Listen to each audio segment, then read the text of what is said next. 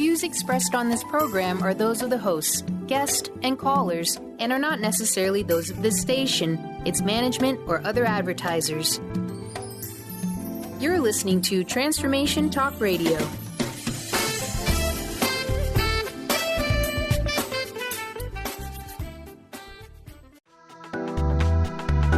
This show's audio was via a Skype call. Are you ready? The Kornelia Stephanie Show. Wake up to love, your call to action. Join Kornelia as she empowers others to live heaven on earth. Kornelia teaches listeners how to be the authority over yourself, embracing your inner guru. Feel yourself uplifted into limitless expansion, integrating ease and grace in a changing world. This show will cover topics such as unconditional love, your physical body, how to be in extraordinary relationships, create financial and emotional wealth, embracing entrepreneurship in the new earth.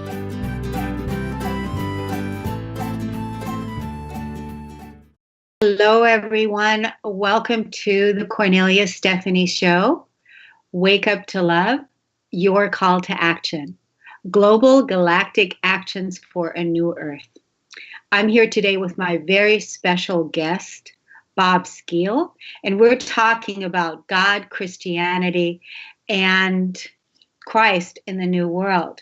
This is one of my favorite topics, and I know it's also a hot topic for a lot of people right now that are in discovery what their faith really means to them. And so I am bringing you a person that has had a lot of training in his background.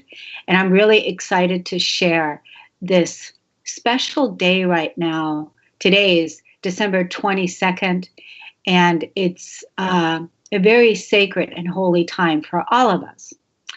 So I want to read to you, and if you didn't get a chance to listen to last week's show, by the way, that I did with Bob Skeele, go to my website at korneliastephanie.com and look under radio, and you're going to see the archive of last week's show where Bob and I have a discussion about how he chose his new life in the new earth after 61 years of marriage and transcended loneliness and panic attacks.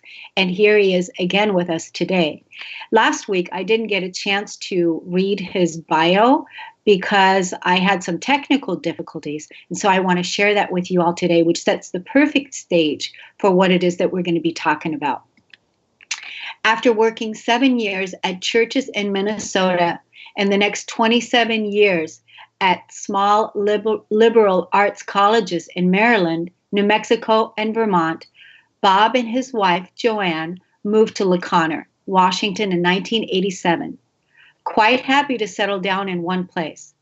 Following part-time stints as a yardman in a local boatyard, a baker in a neighboring town, and the facilities manager at the historic museum just up the street from his house, Bob retired to focus on writing and caring for his ailing wife.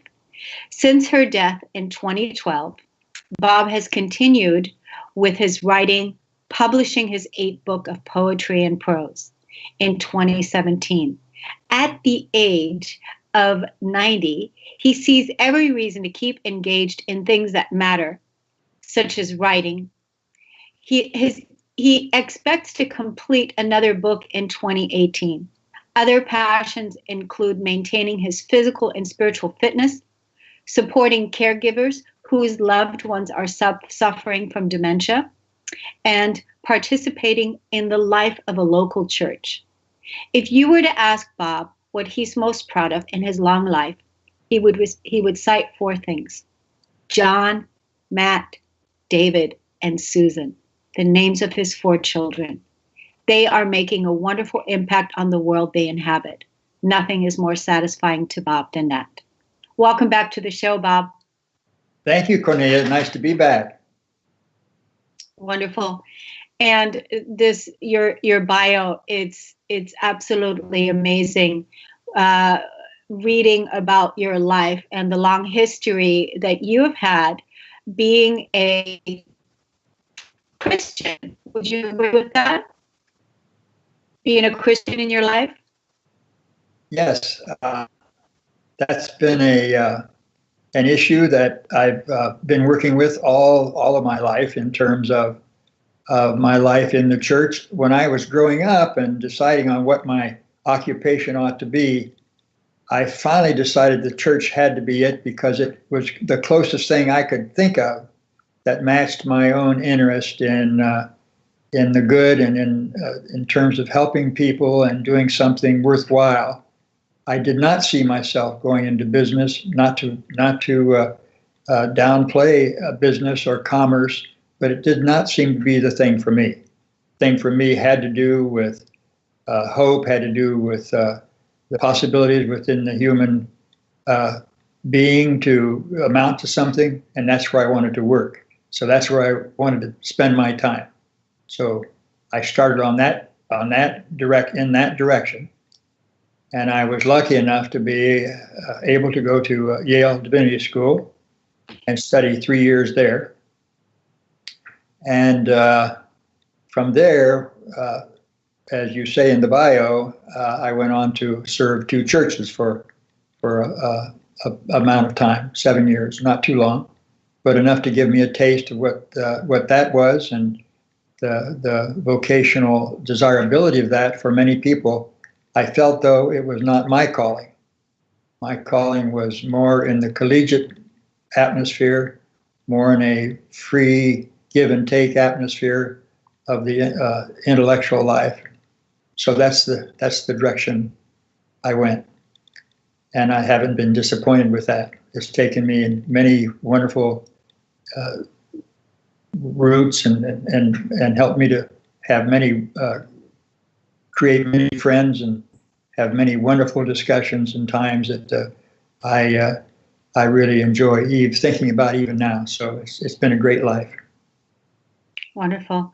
Thank you so much for being here talking with me so openly about this subject, because this is a subject that a lot of people right now are waking up and discovering what they had been told and taught in their religion is not true, and is leaving them feeling more separate than ever before.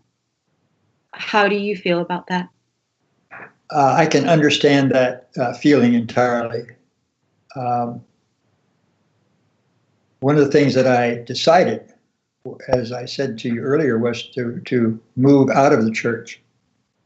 I think it wasn't because I was totally unhappy with it. It was just because it was not meeting what I wanted to get out of my working life.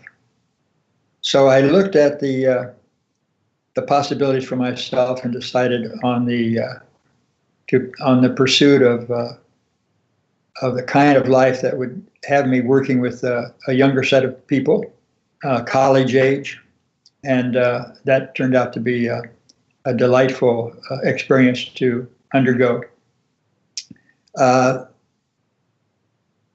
think as I've grown up, as I've gotten older, I've made the same distinction that so many people have made between institutions and the spiritual life and institutional life. And I can understand why, in some ways, the institutional life does not provide the kind of deep satisfaction that many people hope to find there. And but that doesn't mean that people who feel that way are not interested in the inner life, in the spiritual life, and in trying to do something that to bolster that interest. And they have found that in many different kinds of things that there are available to them now outside the church. And but there's a lot of interest still in the church, and one of the things where that interest focuses is in what some scholars, others, historians are calling the change in the church, the change that's taking place within the church. There's a group of people who really think that the church is always undergoing change, that with the Reformation that was led by Martin Luther back in the 15th century, was that was just one instance of it, but the church has always been continuing to change over time. And we're now, I'm told, undergoing another great change in the church and the institutional church. And that change has to do with moving the authority, religious authority, from the institution itself into the authority that each person experiences in their own spiritual life. So the movement is from institution to the person. And this sort of corresponds to my own experience now. I have, as I said, grew up in a wonderful church situation with a large church, suburban church. I'm a suburban boy from the beginning. And I had all sorts of wonderful experiences in the church. None of the kinds of things I learned from others later who had not had a good experience in the church and had been, in fact, driven from the church. I did not have that experience.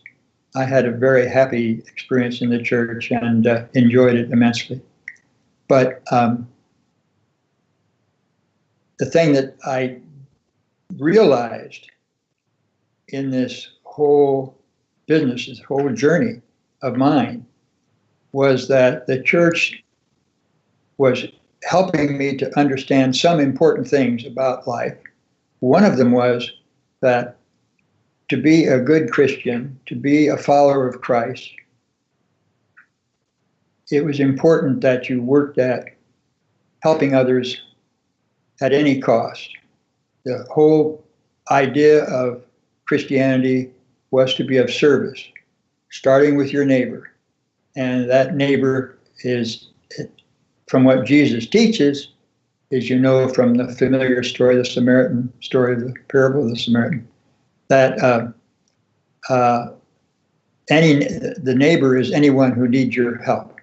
And so I really grew up on that notion of being of service, and still regard that as a high calling. To be of service to others is a major thing. It should be in anybody's life if they want to experience the joy and happiness that they want. So, Bob, we're gonna finish this conversation about being of service, putting yourself into the equation first, because part of, as you know, my belief system and what I teach is to in the new world is to be in service first to yourself, so that you're not running around feeling depleted, putting other people before you, because was part of the problem with, in my opinion, with Christianity to begin with, is that we never put ourselves into the equation, and we had to first learn to love ourselves and fill our own cup, if you will, and strengthen our own inner muscles, and develop a relationship that we have with ourselves first and foremost, and then serve your neighbor and give from that overflow, because you have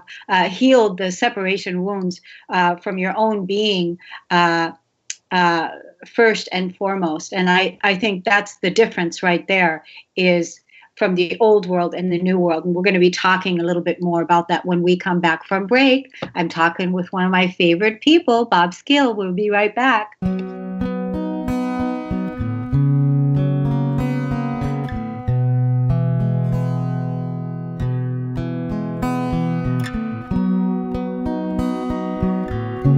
Hi, everybody. Thank you for listening to the Kornelia Stephanie Show. I'm talking today with Bob Skeele, and we're talking about God, Christianity, and and seeing where you are in the equation in your own life, and where your faith is, and knowing that this whole paradigm, the religious dogma, is changing. And like Bob was talking about before the commercial, the church is changing. And just like our politics are changing, there's so many things that are changing, that are asking for a higher state of consciousness, a higher state of our willingness to move into the truth of our being. And that's what I feel this entire evolution is about, is moving into the truth of our being, into our true organic nature. And in part of our old world, we have always been, like we were talking about before break, we have always been serving other people from a place of a depleted state. And we had to learn how to first love the self, love ourselves unconditionally, love love the wounds, love our past, love our life, love everything within our being back into wholeness. And that has been part of the inner journey. Wouldn't you agree with that, Bob? I was picking up on one thing you said, Cornelia, that struck me as really important to understand. Working from a standpoint of depletion is not something Christians understand. I didn't understand that. I did not think I was working from a place of depletion necessarily, because of the two commandments that Jesus really focused on in his ministry, short as it was first to love God and then to love your neighbor as yourself. And the idea, the concept of loving God has within it this potential for not allowing yourself to be depleted in terms of loving your neighbor. But that isn't what happened with me, and it's not what I see happening with many other people. But just to take my case particularly, the experience I had was a depletion of a kind. Working in the church and working with wonderful people, I just didn't feel that was where I belonged, and I didn't feel that college work was giving me all the satisfaction that I wanted either. Though I worked very hard at it because I was working at a literary level, an intellectual level, trying to master my craft from an academic point of view, and that really worked out well for me as far as it went. But my feeling was it didn't go far enough. I still found myself vaguely dissatisfied and wanting to do more, and with my own life and feeling more satisfaction from it. So that led me finally to begin to think about the mystical life, which I had studied academically and which I had looked at, but I had not thought to take personally. Where I was working was in my own life in the 50s, and when I was in my early 50s and middle 50s, where I was beginning to suffer physically, which a lot of guys my age, at that age, will experience. And I realized that I had to do something, and did do something about that, which was a great point of change for me. But again, it was physical. It was answering a certain need that I had. And I came up with a statement, because I wrote a lot about this, and that there was one thing that saved me. I even used that term. The one thing that saved me was the fact that I started running. If I hadn't started running, all sorts of things would have happened, because I was addicted to my caffeine, and I was addicted to my pipe, and oh, how I love those two things. Nobody was more addicted than I was, and I overcame that by running. And I thought, wow, what a wonderful change that was. But still, something was not the way I wanted it to be. So when I came out to La Conner and had this wonderful life here in this beautiful section of the United States, with mountains and water, and enjoying my life with my wonderful wife, and then even beginning to write, I still realized that there was something missing. By the way, it should be pointed out that in all honesty, I was not attending any church during this period. From the time I moved to La Conner for 25 years, I did not set foot in a church. And it was partly because I just felt that wasn't what would help me at the point where I was. Then my wife died. That was a shake-up for me. That was a turning point, which I talked about last week, which drove me to my very knees in terms of what I needed to do at this point, because now I was really lost. I was really not able to see where I went next. And so I decided that I had to work with with getting myself back together and by organizing my life in such a way that I had a goal. I was, as I said last week, I did not want to go on like this, not knowing. So I asked myself as a widower, what do I do now? What do I want more than anything else?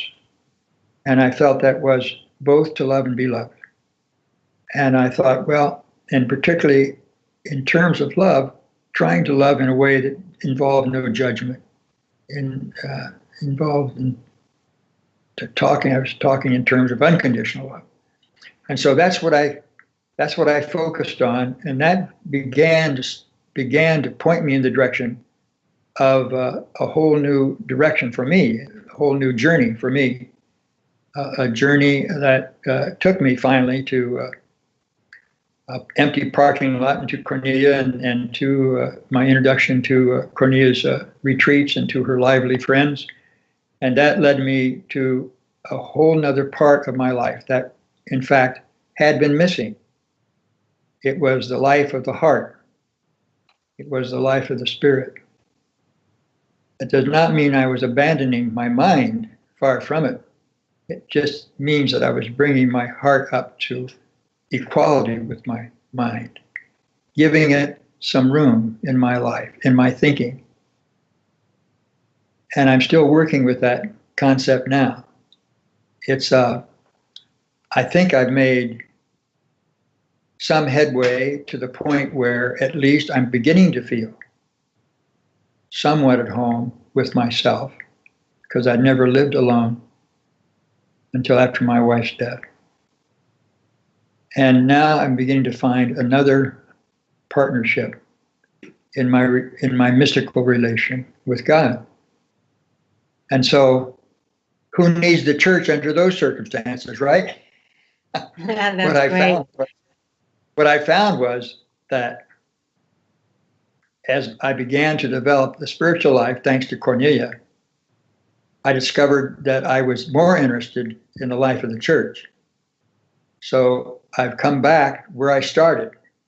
I'm now a member of the small local church, 67 members, I think, but a sterling place with a lot of wonderful things happening.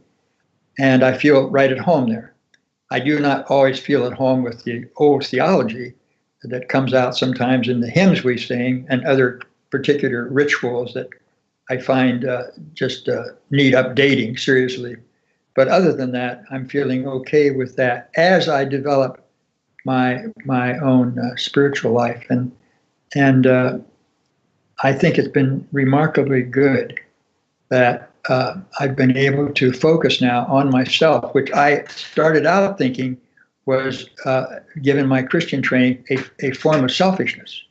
To focus on yourself was the last thing you focused on. Yeah. Now I'm saying, Kornelia, it's the first thing you focus on. Yeah, and that's the difference. That's the difference between the old world and the new world, is that you have put yourself into the equation now. And actually what you're doing is going back to church. You're bringing God to church instead of going there looking for God. You're coming to the church and bringing God. The consciousness of God, the consciousness of Christ within you is being brought to church so that you can help elevate some of those outworn, outdated belief systems that religion has had a ceiling and have not moved beyond that ceiling. And that's what I see you doing, because I'm witnessing you in this expression, and it's absolutely amazing watching this unfold. That's why I know that you're bringing your godliness, your consciousness to the church. And I just think it's a wonderful thing. Everyone is receiving the blessings of that. And so guess what? We're going to take another break. It's just amazing how fast 15 minutes go by. And while we're on break, I'm going to be talking about, you actually, Bob, have been helping me over the last 3 years. You have been helping me anchor in heaven on earth. you being the masculine energy and me being the feminine energy. And what does that mean? So for the last 3 years, I've been writing these daily messages, and you've been editing them. And through our experience, our collaboration and our co-creation together, we've been anchoring in the highest form of consciousness from the masculine perspective and the feminine perspective within our own being, and then also together. And it's just been an incredible, incredible journey. I'm so grateful for that. And so on January 1st, which is what I want to talk about now, I am inviting the public to join in this Keeper of the Garden, in this course that I created. And so I want to pull it up so that I can invite other people to join us on January 1. It's called the Keeper of the Garden, so that you can lay a rock solid foundation, that you can lay your foundation on peace, because the peace begins within yourself. You being the peace yourself, you bringing that peace to the world. And the more people that realize that peace is an inside job, the world is an inside job, because that's where it begins, in our communities. So on January 1st, from January 1st to January 21st, I am inviting the public to join me with this e-course, and I want to tell you a little bit about it. The e-course is a 21-day Keeper of the Garden course, which begins January 1 through January 21. So start your year 2018 off empowered and ready to take on the world. You can purchase one for yourself or give one as a gift. There's one for $27 or two for $40. I want to tell you a little bit about, over the next 21 days, you will be shifting your paradigm so that you do not need to take your karmic past into your future with you. With your willingness and the guidance of this course and the 3 conference calls that I will be facilitating, you will be identifying and releasing anything from your life that holds you back, and any negative emotions such as anger, resentment, sadness, shame, anything that keeps you from living in peace and joy, because every day begins with an expression of gratitude, all in the comfort of your own home. You are the keeper of the garden, the inner garden created by you. This experience will change your life, and you will be amazed at how wonderful you feel making peace with your peace. You choose to seed your garden with love. Through this 21-day audio process, you will first pull some of the old weeds, the negative thoughts, the beliefs, the emotions, clearing away the brush from the old world. And soon you will see the most beautiful garden blooming from the inside out. Your body, your health are vital to this. You're rewriting the story of your life. You know that your life and your environment that you create is based on the energy that you bring to it. You're choosing to seed this ground, this fertile ground, with powerful intentions and gratitude. The peace vibe is contagious. Daily gratitude, raising your vibration, includes 21 MP3 recordings with a workbook and processes on how to change your beliefs and work with your emotions. And at the end of the 21 days, you will believe the following about yourself. I am safe. I am creative. I am confident. I love myself. I speak my truth. I claim my intuitive knowing. I am unified. I am whole. And there is so much more. You can find out more about this course at KorneliaStephanie.com and go under course, and it's right there for you. So I thank you so much for being a participant in creating peace on earth.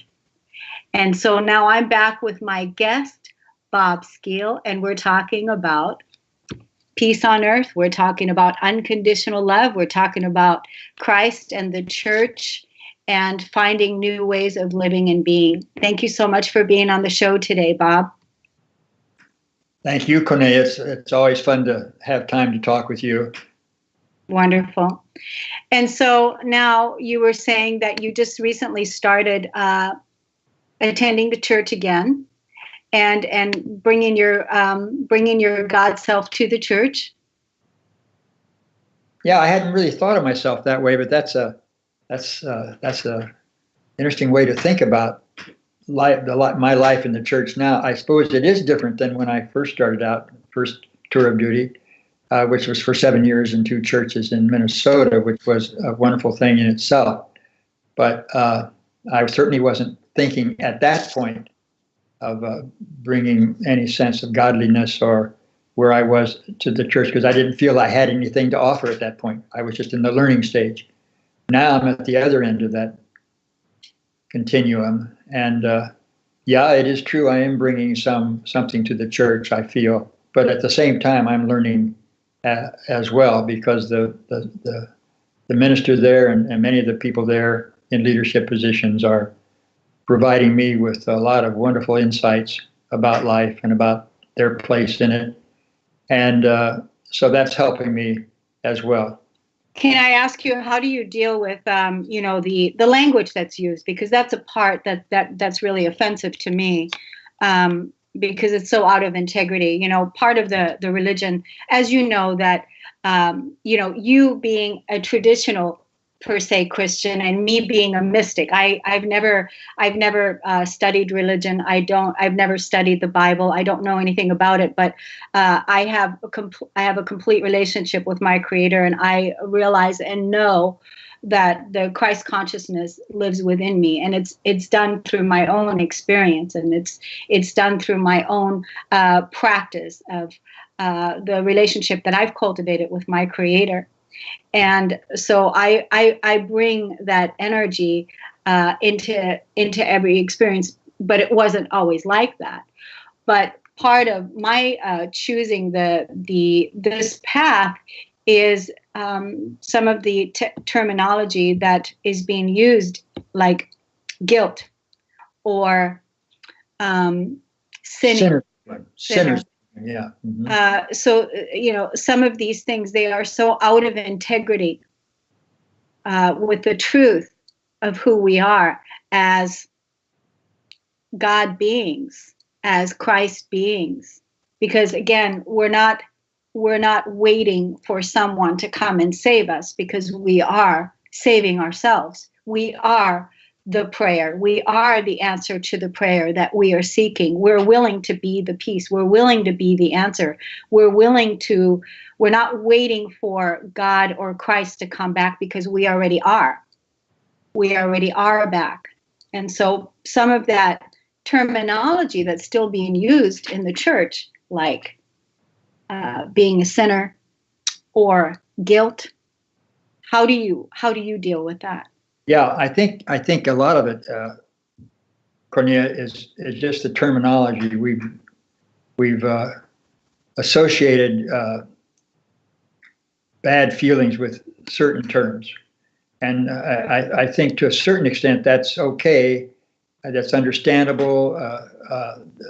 These terms deserve a bad rap in some way, but when you begin to understand the dynamic behind it, it's just a different word for the same kind of reality that we experience all the time. For example, if you tell me from your mystical position, and by the way, I think of myself as a mystic too, a traditionalist and a mystic. I'm not sure what I do with that, but anyway, I walk back and forth across the bridge from traditionalism to the new earth, and I'm really happy moving back and forth like that. But when you ask me that question, that I know what you mean, because the minute I hear the term sin, I see that taken as a state of being for many people, and I think that is not the best way to see oneself. I think it's important to understand what that term means, and what it means basically, fundamentally, is separation from God. And so when you see it in those terms,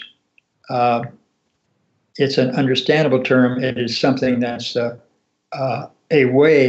single word to express a reality that you feel as well, even using your terminology in the New Earth, which is separation from God or separation from Source. And so there is that issue. But I really am quite happy to eliminate the term sin from my vocabulary anytime I have a chance to, because it tends to be negatively received. It does not help to be called a sinner. It does Well, not help at all. I love what you said, that the way that you're seeing it, that sin is separation from God. And since that is a core wound, it's a core wound of, because most people, what is it that they really want? They really want a connection with their creator. They really want an intimate relationship with God, not feeling betrayed by God, not feeling abandoned by God, not feeling separate from God. That's part of the old emotional energy that we're releasing out of our physical bodies. Right now, all this that is up on the surface is coming up so that we can whole and heal and unify within our own being and feel the unity. Because the truth is that we have never been separate from our creator. We have never been separate. It's only the feelings that we've had. It's only the conditioning that we've been brought into to look for the creator, to look for God outside of ourselves, to wait for us being saved, to wait for the second coming, to look outside of ourselves when the whole time you've been here, this whole time. You have been here. God has been here. God is always here. There's, I love what you're saying, Kornelia, and it reminds me of one thing I always remind myself of all the time, every day, as part of my meditation, as part of my effort to try to live spiritually. And that is to remember that we have choice as people with free wills. We have a choice about whether we want to do anything or not. We want to be if we want to be spiritual or not, if we want to pursue spiritual truth or not. And I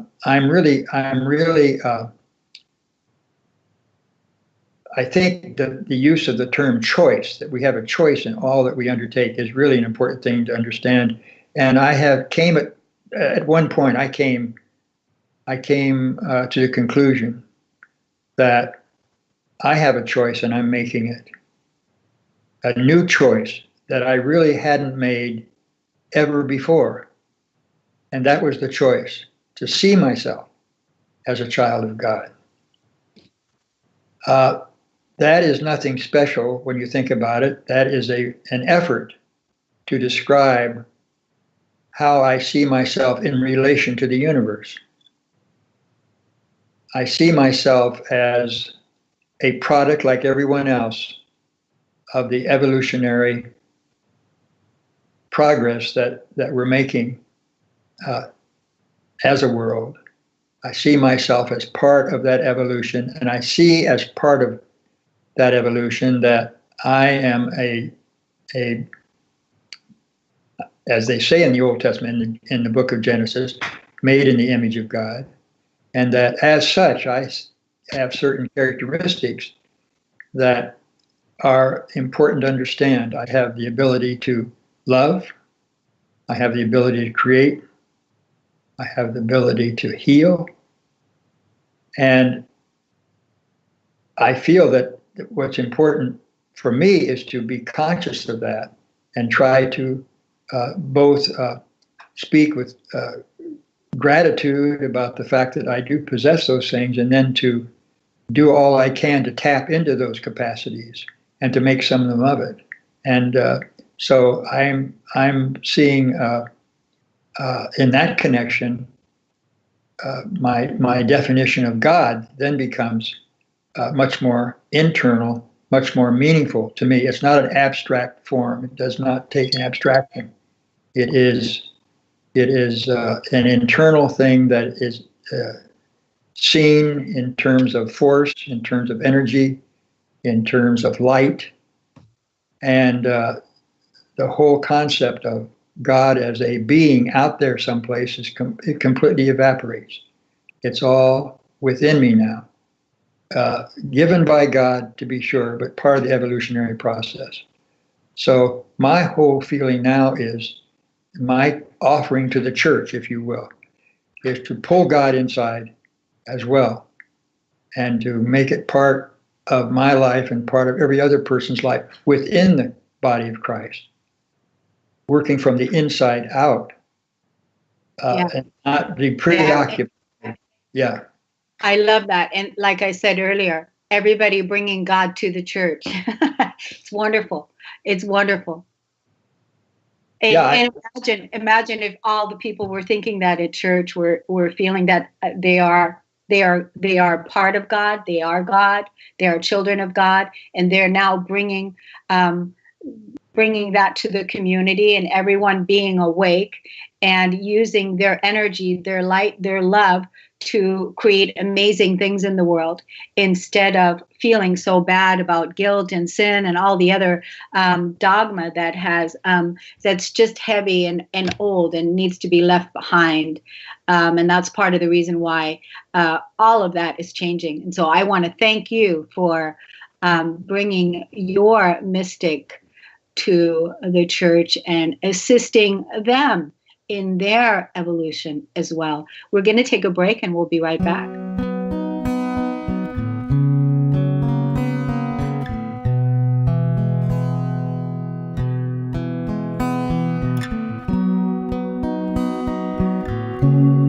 Hi, everybody. Welcome to the Kornelia Stephanie Show. I have my special guest, Bob Skeele, with me, and I want to show you this. Take a look at this.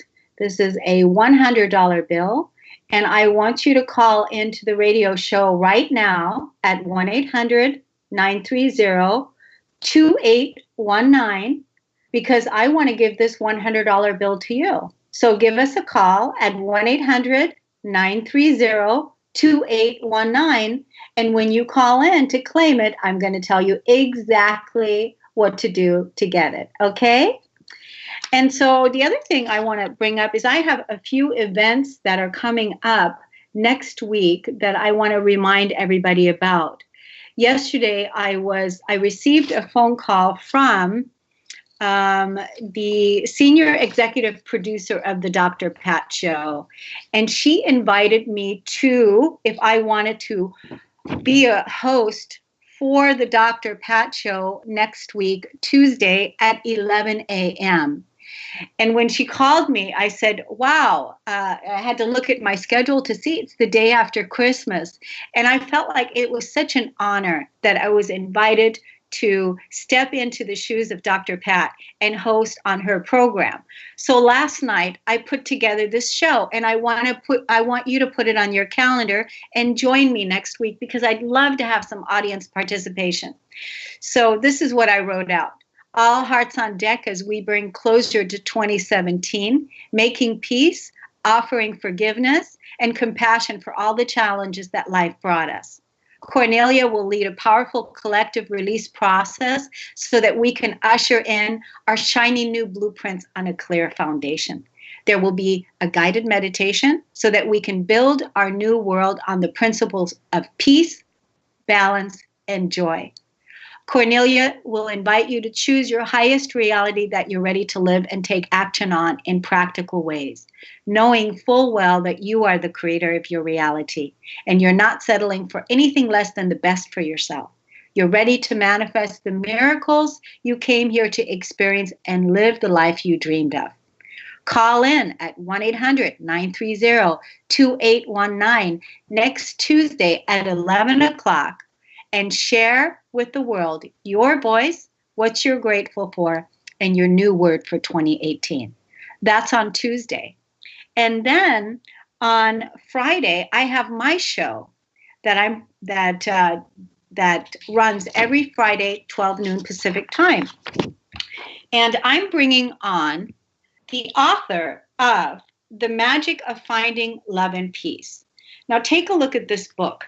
This book is absolutely incredible. It's got so many beautiful images, and this is so much information in here about angels, about magic, about peace, and it needs to be on every coffee table. Tom Lombrazzo and Caroline are the authors of this book, The Magic of Finding Love and Peace. And Tom has generously offered all of the listeners that are going to tune in next week to the Kornelia Stephanie Show a copy of his book. Up to 100 callers are going to receive this absolutely fantastic book next week, and including shipping and postage. He's going to take care of it free of charge. And I want to, let's see if I have his information up about what we're going to be talking about. Let's take a look here.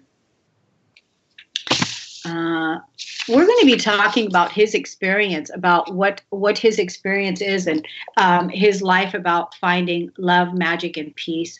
And he's going to be giving our audience a copy of his book. So next Friday at 12 noon Pacific time, make sure you tune in and go to CorneliaStephanieVIP.com and join my online membership portal, a global online community, a place for you to share your brilliance, share your gifts, and be part of co-creating heaven on earth together. And so now my guest, Bob Skeele, and I were just about ready to wrap up this show. We're going to talk about, I have one more question for you, Bob. And there's many more, because I want you to come back again and again, and we can talk about this subject and many other subjects as well. What religion is better? Christianity, Islam, Buddhist? What's your take on it? I don't think there is any. That's a loaded question. That's a loaded question. But it's a good question, because it does help me then to respond. And I would have to say that all the religions have something to contribute to my spiritual health. And I don't see one as being more important or more essential than another, except that I have to take into account my own culture and where I was born and raised. And so I feel my obligation now is to really explore Christianity, because that's my home faith, and to really do a good job of studying it and making it understandable, first of all, to myself, as it relates to my present experience of having experienced Christ myself, which is a whole nother topic we could spend time on. But I've had some mystical experiences that do persuade me that for me, Christianity is a beautiful faith. I don't have to go beyond that to find it somewhere else. I can bring other things to it, however, and feel free to do that. And what I'm coming up with is a very exciting thing for me. It's the idea of really seeing in my experience now a central point within me that makes all the other religions relevant in some way. So I'm just really working at that with delight and with pleasure all the time. And I'm reminded of Rainier Rilke's poem about living the question. There are many questions that Christianity poses for me, many questions that other faiths pose for me. And I'm delighted I feel good about what I've found out about being able to live with those questions, to live with the questions those faiths bring up for me without having to have an answer. That maybe down the line I will stumble upon an answer, but I don't have to have the answer now. I can live with the questions wonderfully in a gleeful way and take delight in what it does to me in terms of sparking my own imagination and getting me to read more than I might otherwise read in my effort to really understand things. So I am I'm really happy with the fact there are these different faiths that are resources for me and help me in my understanding. And certainly the use of Buddhism particularly is important because of its focus on the inner self. And that's been tremendously helpful, as have other people that are working with Buddhism and other faiths as well, including yourself, Kornelia. And I wouldn't want to have this segment of the program go by without thanking you personally for all you've meant to me in terms of my own development here, because I don't think without you that I would have gotten to the point where I've gotten now. And it's been so wonderful living in the same house with you for these years and having all the exchanges and conversations and arguments that we have. And it just helps to make my life much more meaningful. So I thank you for that right off the top. And thank you, because without you, I chose you to co-create heaven on earth with and anchor this new frequency in, because that's what we're living now. We're living heaven on earth. Heaven is a state of consciousness, and it's not outside of ourselves. And I chose the best person in the world to do it with, the nicest guy in the world, a person that has unconditional love in the practice and every single day, bringing that love, because that truly is my religion. My religion is love. Unconditional love. And I don't have to go and look for it outside of myself, because I am the bringer of it. I bring it. And so because of that practice, I have so much joy in expressing myself in that way. And thank you so much for playing such an amazing part in my life. Thank you. Thank you, Kornelia. So let's see, I think we still have some time. It's amazing that no one has called in to claim this $100. I want to tell the story about this, because I'm going to keep bringing this to some of my calls here that I'm doing and offering it as a giveaway, because that's part of what this program is about. Is we're going to be giving away money, books, services, all kinds of amazing things. And so my partner recently came back he's a pilot, and he recently came back from his trip, and he received a gift of $100, and he had given this gift. He was giving this gift to me. He was giving away this $100 to me in appreciation, just because. And it was just such an incredible thing. And he also gave $100 to Bob. And so, and that was just an amazing thing to witness, because I saw him give $100 to Bob, and he's giving $100 to me just to give. It was actually $102 with a $2 bill in there too. And then Bob right away turns around and gives me his $102. And now I'm the receiver of $204. And trust me, ladies and gentlemen, there's so many things that I have that I could be using that money for and spending that money. And I want to do the same thing. I wanted to pay it forward, and I wanted to give it to one of you. And nobody called today. So now I'm going to be bringing it to another call. And yeah, but what a wonderful way to share this experience out. Wasn't that a fantastic experience for you also, Bob? It really was. It was wonderful for Brian to come back and to spring this on us. It surprised us. Such a wonderful gift. He had been gifted, and he in turn gifted us. And there's a principle in that I really love. It's just the giving that keeps on giving, and the wonderful fun that you have in that whole process. I just told you the story today of the $20 bills, and the same kind of thing that has gone on. Just a story after story just comes off from that initial gift, and it's just a wonderful way to live. It's a wonderful way when we're giving from a full cup. We're giving from a full cup, from an infinite flow of abundance, the abundance and the truth of living in our integrity, and that is in alignment with divine will, higher will, living from our heart. It's been a wonderful conversation with you today. You're one of my favorite people, and I love you. You're one of my favorites. Love you. Okay, we'll see you again soon. Happy holidays, everyone. Thank you so much for listening.